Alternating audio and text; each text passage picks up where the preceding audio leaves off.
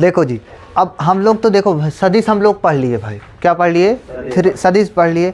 अब आज से हम पढ़ेंगे 3D। क्या पढ़ेंगे? 3D पढ़ेंगे। इसके आगे का चैप्टर है 3D। 3D इसको पढ़ते हैं भाई। तो 3D में देखो क्या है, बात है 3D मतलब 3 डायमेंशनल, 3 डायमेंशन, त्रिविमी का बोला जाता है, जिसे क्या बोला जाता है? त्रिविमी।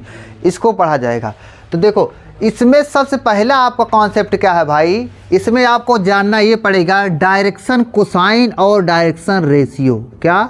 डायरेक्शन कोसाइन, डायरेक्शन कोसाइन और डायरेक्शन रेशियो। डायरेक्शन रेशियो मतलब ये हो गया कि डायरेक्शन कोसाइन मतलब दिक कोज्या। क्या? दिक कोज्या और दिक अनुपात, ये दो चीज़ को आपको जानना है। तो देखो मैं सबको बताता हूँ। तो देखो 3D ना, सुनो पहले, उसमें क्या होता था, उसमें जो वेक्टर सदिश पढ़ा गया उसमें सदिश होते थे, इसमें भी सदिश का प्रयोग होगा, लेकिन इसमें एक आएगा रेखा, लाइन आएगा। क्या आएगा? लाइन आएगा। लाइन वो भी 3D में होगी, 3 डायमेंशन में होगी, 3 बीमा में होगी। तो देखो चलो मैं बताता हूँ, सुनो पहले। अच्छा बताओ, कोई भी लाइन है, कोई भी लाइन है 2 बिंदु से होती है। अच्छा बताओ, कोई भी लाइन, अगर कोई एक निश्चित लाइन खींचना है तो कम से कम आपको 2 बिंदु जरूरत होगी, कम से कम 2 बिंदु। एक बिंदु से आप करोड़ों लाइन खींच सकते हो, एक बिंदु से करोड़ों, लेकिन कुछ पता नहीं होगा कौन सी लाइन आपको बताना है। लेकिन 2 बिंदु जब बोल देगा ना, तो 2 बिंदु से केवल एक ही लाइन खींची जा सकती है बस। 2 बिंदु से दोनों बिंदु को मिलाते हुए केवल एक ही लाइन खींची जा सकती है बस। तो सुनो पहले, मान लेते हैं इधर देखो, जैसे मान लेते हैं 2, ये एक बिंदु है, ये 2 बिंदु है। पहली बिंदु मान लेते हैं ए है, दूसरी बिंदु क्या मान लेते हैं? बी है। वो भी 3 बीमा, मतलब 3 बीमा में बताना है। तो देखो क्या बात है जानते हो? पहले बिंदु का मान लेते हैं निर्देशांक है, क्या है जानते हो? है x1, y1, z1 है। पहले बिंदु का निर्देशांक क्या है? x1, y1, z1। दूसरे बिंदु का निर्देशांक क्या है? x2, y2, z2 है। समझे कि नहीं समझे? इससे बताओ, 2 बिंदु से मिलाकर एक ही रेखा खींची जा सकती है ना? ऐसे रेखा चली जा रही है लाइन भाई, बात समझ रहे कि नहीं समझे? ऐसे चली जाएगी, ऐसे चली जाएगी। अच्छा बताओ, जब 2 बिंदु से एक रेखा खींची जाए, बताओ। अच्छा ए क्या है? ए भी एक प्रकार का रेखाखंड हो गया। क्या? रेखा का एक भाग हो गया, रेखाखंड हो गया। तो ए बी, सुनो पहले, अब ए बी है भाई, तो ए बी का दिक अनुपात बोलेगा, इसका दिक अनुपात निकालो। क्या निकालो? ए बी का दिक अनुपात क्या होगा? अच्छा तो ए बी एक प्रकार की लंबाई होगी, बताओ भाई। ए बी तो लंबाई होगी, लेकिन ए बी का दिक अनुपात क्या होगा जानते हो? दिक अनुपात, ए बी का दिक अनुपात, ए बी का दिक अनुपात होता है भाई, सुनो पहले, ए बी का दिक अनुपात होता है यह, देखो बी में से ए घटाओ, जैसे वेक्टर निकालते हैं ना, वैसे बी में से ए घटाओ, तो x2 minus x1, x2 minus x1, x वाले में से x2 माइनस x1 हो गया, कामा, समझते चलो, x2 माइनस x1 कामा, y2 minus y1, y2 minus y1 ये हो गया भाई, और कामा z2 minus z1, z2 minus z1, ये क्या हो गया जानते हो? ये हो गया भाई A B Rekha A B का ये दिक अनुपात हो गया। क्या हो गया? रेखाखंड ए बी का क्या हो गया? ये दिक अनुपात। आपको समझ में आया नहीं है? दिक अनुपात निकालना हो भाई, तो जैसे बोल दे कोई भी आपको दो निर्देशांक देगा, उसमें से जैसे ए बी का बोले तो बी में से ए घटा देना, समझे? और जैसे बोलता कि बी ए का बताओ तो ए में से बी घटाते, समझे कि नहीं समझे? तो दिक अनुपात तो आसानी से आप निकाल लिया करोगे। अब बात आई दिक कोज्या कैसे निकालोगे? दिक कोज्या कैसे निकालोगे भाई? तो सुनो पहले, दिक कोज्या भी निकल सकता है आसानी से, बताएं कैसे निकल सकता है? देखो भाई देखो, दिक कोज्या निकालने का एकदम सिंपल तरीका होता है दिक कोज्या। तो दिक कोज्या मैंने आपको बताया था क्या क्या होता है जानते हो? यल कामा यम कामा यन होता था कि नहीं होता था? होता है नहीं होता था? बताओ भाई। लेकिन ये उसमें क्या था, वो सदिश का दिक्कोज्या बताया था ना। रेखा का दिक्कोज्या क्या होता है जानते हो? रेखा का दिक्कोज्या सेट में होता है, पेयर में होता है, प्लस माइनस करके। या तो प्लस भी हो सकता है, माइनस भी, plus minus M, plus minus L हो सकता है, प्लस माइनस एम हो सकता है, प्लस माइनस एन हो सकता है। बात समझने की कोशिश करो मैं क्या बोल रहा हूँ। रेखा की दिक्कोज्या भाई क्या होता है, प्लस माइनस में करके, मतलब प्लस भी हो सकता है और माइनस में। लेकिन उसमें क्या होता था, वेक्टर में जो होता था, वेक्टर में सदिश में केवल एक ही होता था बस, या तो यल या एन होगा बस। समझे नहीं? तो प्लस माइनस भाई एम भी हो सकता है इसका। और बताओ रेखा की बताओ क्या हो जाए। और हम लाइन देख रहे हैं, लाइन। और ये क्या हो सकता है, प्लस माइनस एन भी हो सकता है। समझने की कोशिश करो। चलो ठीक है, जो हो सकता है। तो पहले यल निकालें तभी तो कुछ बात बनेगी ना। यल या एन कैसे निकलेगा? हम इसी का क्वेश्चन लिए, इसी में बता रहे हैं, इसी में देखो। तो यल बराबर क्या होगा जानते हो? यल बराबर क्या होगा सुन लो। यल बराबर होगा भाई, यल बराबर होगा। पहले बताओ दिक अनुपात मैंने निकाला कि नहीं निकाला? तो यक्स वाले टर्म का दिक अनुपात क्या हो गया, x2 माइनस यक्स। हो गया नहीं हो गया?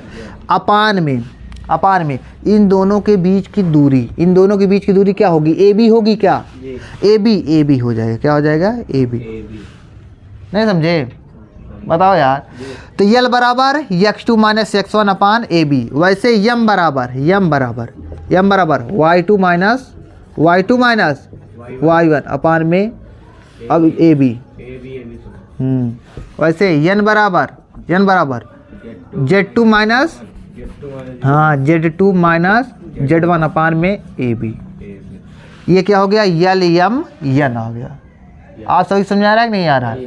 तो भाई ये क्या हो गया? अब इसको भाई जो लिख देना, एक ब्रैकेट में बनाकर एक कामा तीनों लिख देना, तो क्या हो जाएगा? दिक्कोज्या हो जाएगा। समझ में आया ना आपको? तो ये समझ में आया भाई। आपको मैं ये भी बताया था कि यल स्क्वायर प्लस में यम स्क्वायर प्लस में एन स्क्वायर बराबर होता क्या है? ये होता है भाई एक होता है। मैं आपको बता चुका हूँ। L square plus M square plus N square बराबर क्या होता है? एक होता है। समझे? और ये भी बताया हूँ भाई, यल बराबर क्या होता है? यल बराबर कॉस अल्फा होता है, और यम बराबर कॉस बीटा होता है, और एन बराबर कॉस गामा होता है। समझे?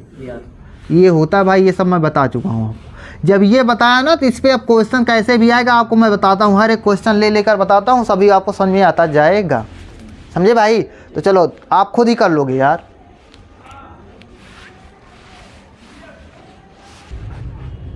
देखो भाई, अच्छा बताओ, सुनो पहले। x2 माइनस x1 तो दिक अनुपात से ही मिल गया था नहीं मिल गया था? अब लेकिन अब ए बी कैसे पता करोगे? तो ए बी एक लंबाई है क्या?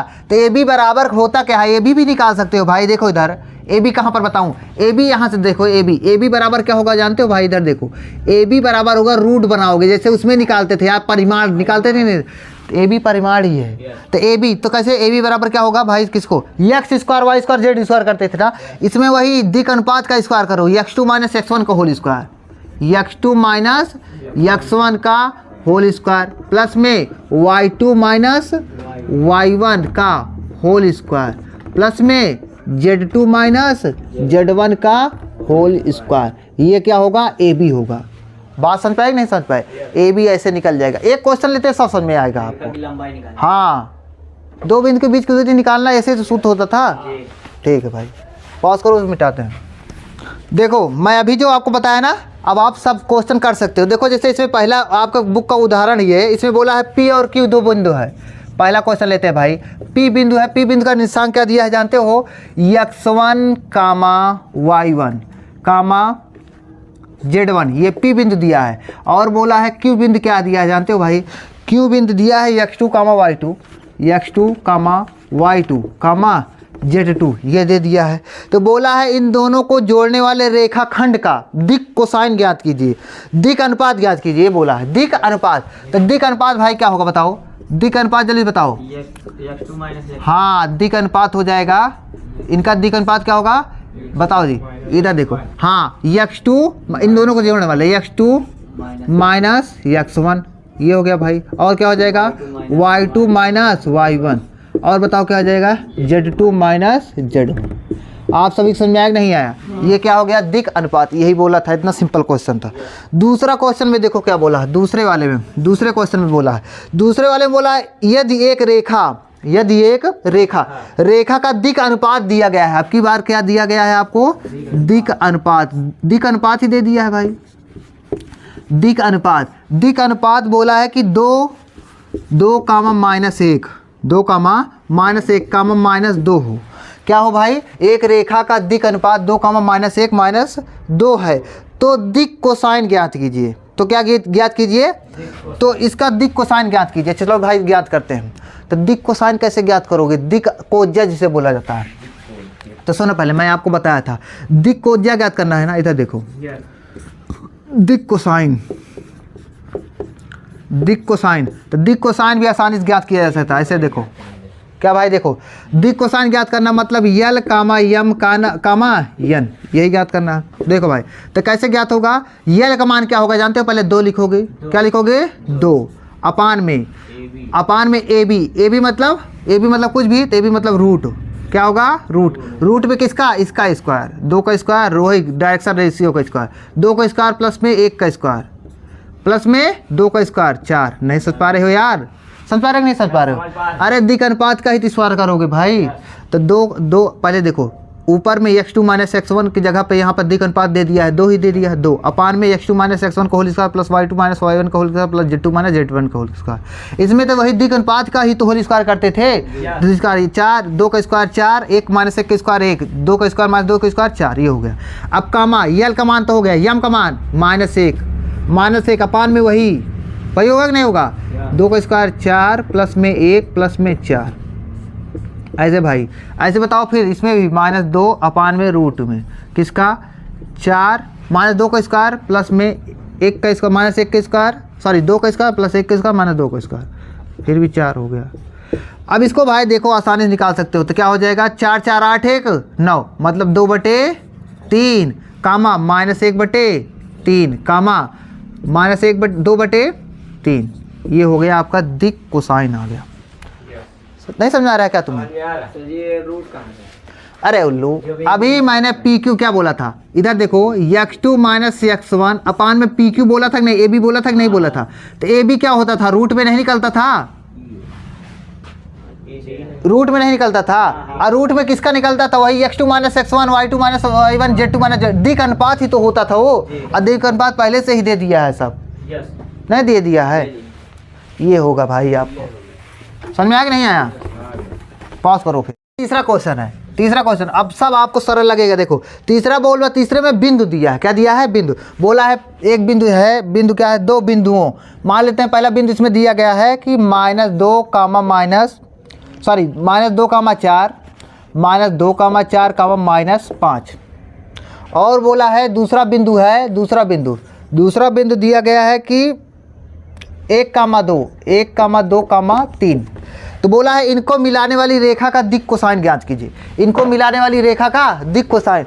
तो अच्छा बताओ, दोनों को मिलाने वाली रेखा का दिक् कोसाइन। तो भाई हम हर एक रेखा को बताओ दिक् कोसाइन कब ज्ञात कर पाएंगे? सबसे पहले आपको दिक् अनुपात ज्ञात करना पड़ेगा ना, तभी तो दिक् कोसाइन ज्ञात कर पाओगे। तो बताओ पी क्यू का दिक् अनुपात क्या हो जाएगा? पी क्यू का दिक् अनुपात, हाँ भाई, दिक् अनुपात हो जाएगा। मतलब घटाओ जी, क्या होगा? घटाओगे किससे? क्यों में से 3 घटा दिया जाए। 1 में से 2 घटाओगे तो मतलब 3 हो जाएगा, और 2 में से 4 घटाओगे तो -2 हो जाएगा, 3 में से 5 घटाओगे तो 8 हो जाएगा। यही तो होगा भाई। दिक् अनुपात आ गया कि नहीं आ गया? अब दिक् कोसाइन ज्ञात कर लिए जाए यार। दिक् कोसाइन, तो दिक् कोसाइन कैसे होगा? दिक् कोसाइन हो जाएगा, देखो दिक् कोसाइन सुनो पहले देखो यहाँ से, हाँ देखो ऐसे तो ज्ञात करते थे। दिक् अनुपात निकल गया, तब यहाँ से 3 लिखेंगे, 3 अपान में रूट बनाएंगे, इसका स्क्वायर प्लस इसका प्लस इसका स्क्वायर। 3 त्रिका 9, 9 4 13, 8 8 64, 64 3 67, 67 10 77। यही तो होगा। देखो भाई 3 का स्क्वायर 9 हो गया, प्लस 2 का स्क्वायर -2 का स्क्वायर 4 हो गया, 8 का स्क्वायर 64 हो गया। यही हो गया नहीं हो गया? अब कामा, अब भाई देखो -2 अपान में ये कितना हो जोड़ने पे हुआ? 64 4 68, 68 9 77 हुआ कि नहीं हुआ? 77 रूट में हो गया। और -2 क्योंकि यहाँ पर -2 नहीं लिखा था ऊपर, 3 है ना, 3/। उल्लू ये 3 में है ना, कामा में लिख रहा है मैं, या ले या मैया न है वो। समझे कि नहीं? अब यन लिखा क्योंकि दिक कोसाइन एक साथ लिख रहा हूँ ना, तो 8 अपान में क्या हो जाएगा, रूट में 77 होगा कि नहीं होगा? होगा कि नहीं होगा भाई? मतलब क्या आ गया, 3 अपान में रूट 77 आ गया, और -2 अपान में रूट 77 आ गया, और बताओ 8 अपान में रूट 77। इसमें आपसे कोई कुछ भी पूछ सकते, पूछिए कि यम बताओ, तो यम क्या हो जाएगा, -2 अपान में रूट 77, यन क्या हो जाएगा 8 अपान में रूट 77, यम क्या हो जाएगा, यल क्या हो जाएगा 3 अपान में रूट 77। ये अपना क्या है भाई, ये क्या है, दिक कोसाइन है। समझे कि नहीं समझे? मतलब इधर देखो, ये यल है, यम है, यन है, कोई पूछे कॉस गामा बताओ, कॉस गामा 8 अपान में रूट 77, क्योंकि यन को ही तो भाई कॉस गामा बोला जाता है। मतलब आपको ये भी समझ में आ गया? ठीक, समझ में आ गया। चलो भाई ठीक है।